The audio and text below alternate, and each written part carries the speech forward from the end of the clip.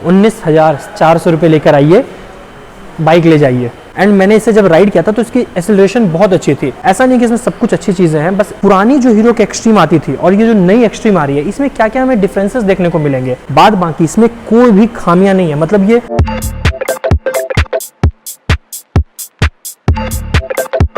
Welcome back to my YouTube channel. तो आज हमारे साथ है हीरो एक्सट्रीम 160 R4V। जैसा कि आप देख रहे हैं कि आजकल हीरो अपने सारे बाइक्स में कुछ नए अपडेट्स, कुछ नई मॉडिफिकेशन दे रहा है। तो आज इस वीडियो में हम वो सारा चीज़ डिस्कस करने वाले हैं जो हमारे एक्सट्रीम में नया देखने को मिलने वाला है। तो वीडियो को लास्ट तक ज़रूर देखना। ये बिल्कुल डिटेल वीडियो होने वाली है। मतलब हम down payment, EMI, on road price क्या है, एक्स शोरूम प्राइस क्या है, हर एक चीज़ डिस्कस करेंगे। तो वीडियो स्टार्ट करने से पहले अगर आप लोगों को हीरो का कोई भी प्रोडक्ट चाहिए और आप मुझे भागलपुर से देख रहे हो तो आपको पता है कहाँ आना है। मही ट्रेडर्स हीरो में आपको आना है और इसका एड्रेस जो है वो मैं नीचे डिस्क्रिप्शन में दे दूंगा। आप लोगों को कुछ नहीं करना, बस कॉपी कीजिए, गूगल मैप पे पेस्ट कीजिए और यहाँ जाइए। तो चलिए वीडियो स्टार्ट करते हैं। तो चलिए मैं वीडियो की स्टार्टिंग में ही आपको इसका एक्स शोरूम प्राइस बता देता हूँ। तो जो हमारे पास जो सबसे पहले क्या है, इसमें 3 मॉडल आते हैं, ठीक है। सबसे पहला होता है स्टैंडर्ड, ठीक है, फिर कनेक्टेड और फिर प्रो। हमारे पास जो है ये है स्टैंडर्ड मॉडल, ठीक है। इसके बाद आता है कनेक्टेड और फिर प्रो आता है। अब ये क्या ना, तीनों में कुछ डिफरेंसेस हैं, इसलिए इसे 3 वेरिएंट में करके लॉन्च किया गया है। तो ये जो स्टैंडर्ड वेरिएंट है, इसका जो एक्स शोरूम प्राइस है वो है 1,28,400। जी हाँ, ये हो गया इसका। और क्या डाउन पेमेंट होगी, क्या EMI की, वो मैं वीडियो के लास्ट में बताऊंगा। तो वीडियो पूरा ज़रूर देखना है आप लोगों को। चलिए अब मैं एक और चीज़ डिस्कस करता हूँ कि पुरानी जो हीरो की एक्सट्रीम आती थी और ये जो नई एक्सट्रीम आ रही है, इसमें क्या क्या हमें डिफरेंसेस देखने को मिलेंगे। तो जो सबसे बड़ा डिफरेंस है वो है इसका इंजन इन द सेंस कि वही 163 सीसी का इंजन देखने को मिलता है, पर पहले 2 वेल्व इंजन आता था। अब यहाँ पे 4 वेल्व इंजन आता है, जिसके में बैजिंग भी दिखती है। एंड और भी मेजर छोटे मोटे या बड़े चेंजेस हैं इस बाइक में, जो हम वीडियो में आगे और डिस्कस करेंगे। तो चलिए सबसे पहले मैं आपको ना एक्सट्रीम का एक ओवरव्यू देता हूँ। आगे से अगर हम फ्रंट की बात करें बाइक की, तो डिज़ाइन जो है वो ऑलमोस्ट पिछले वाले जैसा ही है, पर हाँ जो इसकी हेडलाइट है वो थोड़ी एंगुलर कर दी गई है, जिससे थोड़ा एग्रेसिव लुक देता है देखने को। सेम हमारा टैंक के साथ है। टैंक का भी अगर आप, वो मैं आपको थोड़ी देर में साइड प्रोफाइल दिखाने वाला हूँ। अगर आप टैंक भी देखोगे तो ये ना थोड़ी एंगुलर से बनाया गया है, ताकि थोड़ा और एग्रेसिव लगे जब ये सड़कों पर चले। अगर मैं आगे की बात करूँ तो हमें जो हेडलाइट है और इंडिकेटर है, दोनों LED देखने को मिलता है, जो एक काफ़ी अच्छा मूव है और पहले भी हमें देखने को मिलता था। पर हाँ, अगर मैं सस्पेंसन की बात करूँ तो वो इसमें हमें टेलीस्कोपिक देखने को मिलता है। पर वही अगर मैं इसके प्रो वेरिएंट की बात करूँ तो उसमें हमें गोल्डन USD सस्पेंशन देखने को मिलता है। तो ये स्टैंडर्ड वेरिएंट है, ये तो स्टार्टिंग मतलब शुरू ही यहाँ से है। तो इसमें कुछ चीज़ों में कॉम्प्रोमाइज़ किया गया है, जो आपको स्टैंडर्ड में देखने को मिल जाएगी। ये तो हो गई हेडलाइट्स की बात। अब थोड़ा नीचे आते हैं। अगर मैं ब्रेक वगैरह की बात करूँ तो हमें पैडल ब्रेक देखने को मिलता है, ठीक है। सिंगल चैनल ABS देखने को मिलता है।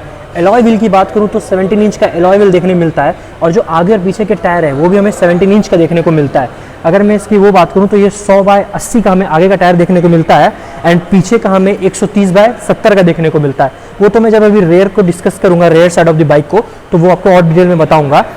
इतनी चीज़ें हैं जो हमें फ्रंट व्यू में देखने को मिलती है। तो चलिए अब अगर मैं साइड प्रोफाइल की बात करूँ तो वही सेम जो पिछले वाली एक्सट्रीम की लुक थी, ऑलमोस्ट बिल्कुल वैसी ही है। अगर मैं ग्राफिक्स की बात करूँ तो बहुत मिनिमल है, बहुत मिनिमल ग्राफिक्स का यूज़ किया गया है, जो काफ़ी रॉ लुक भी देती है और बहुत अच्छी लगती है देखने में। एंड एज डिस्कस मैंने टैंक का तो आपको बता ही दिया कि थोड़ा इसे एंगुलर रखा गया है, ताकि ये थोड़ा मतलब मस्कुलर लगे, एग्रेसिव लगे, ठीक है। एंड अब चलिए मैं इसके इंजन की बात करता हूँ। तो अगर मैं इंजन की बात करूँ तो आप यहाँ पे 4V का बैजिंग भी देखने को आपको मिल सकता है, ठीक है। वही है कि पहले वाले में हमें 2V देखने को मिलता था और अभी हमें 4V देखने को मिलता है। इंजन वही 163 सीसी का है, जो 16.9 bhp का पावर जनरेट करती है एंड 14.9 Nm का टॉर्क जनरेट करती है।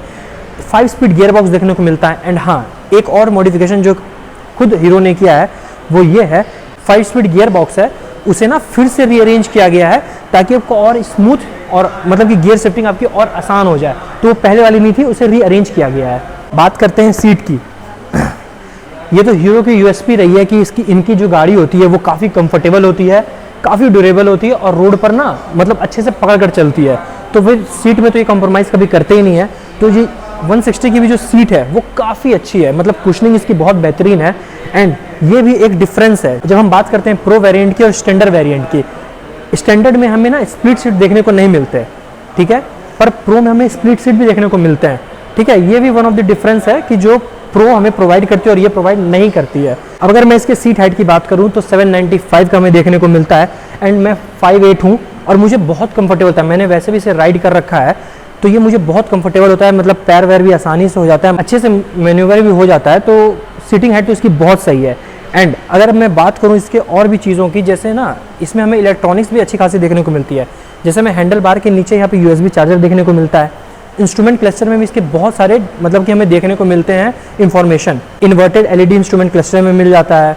अगर मैं इसमें बात करूँ हमें क्या क्या देखने को मिलेगा, तो हमें टाइम देखने को मिलता है, टेकोमीटर देखने को मिलता है, डिस्टेंस ट्रैवल देखने को मिलता है, मतलब काफ़ी इंफॉर्मेशन कैरी करती है इसकी इंस्ट्रूमेंट क्लस्टर। अब मैं अगर इसकी वेट की बात करूँ तो 144 kgs की ये है, ठीक है, और ये इसे इसके सेगमेंट की सबसे हल्की बाइक भी बनाती है। एंड मैंने इसे जब राइड किया था तो इसकी एक्सेलरेशन बहुत अच्छी थी, जिससे जो हीरो क्लेम करती है कि ये जो 0 to 60 है वो 4.2 सेकेंड्स में कवर कर लेती है, जो मुझे लगता है कि पॉसिबल है। मैंने खुद तो अभी तक मतलब कि किया नहीं है, पर हाँ मुझे लगता है पॉसिबल है, क्योंकि इसकी जो एक्सेलरेशन है वो काफ़ी बेहतरीन है।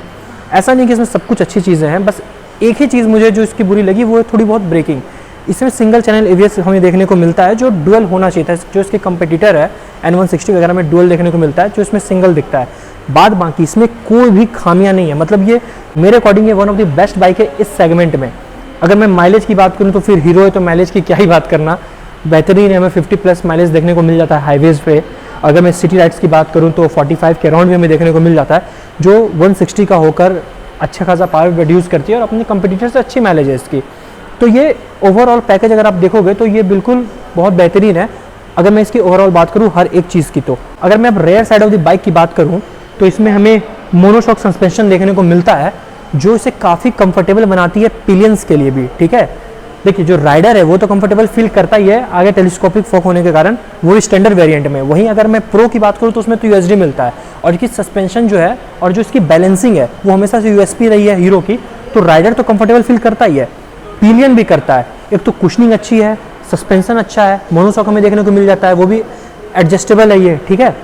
और रेयर में सच कुछ खास चेंज हुआ नहीं है पिछले वाले एक्सट्रीम से। जो बैकलाइट और इंडिकेटर है वो LED देखने को हमें मिल जाएगा। 17 इंची का टायर हमें देखने को मिलता है। डायमीटर्स की बात करूं तो 130/70 देखने को मिलता है।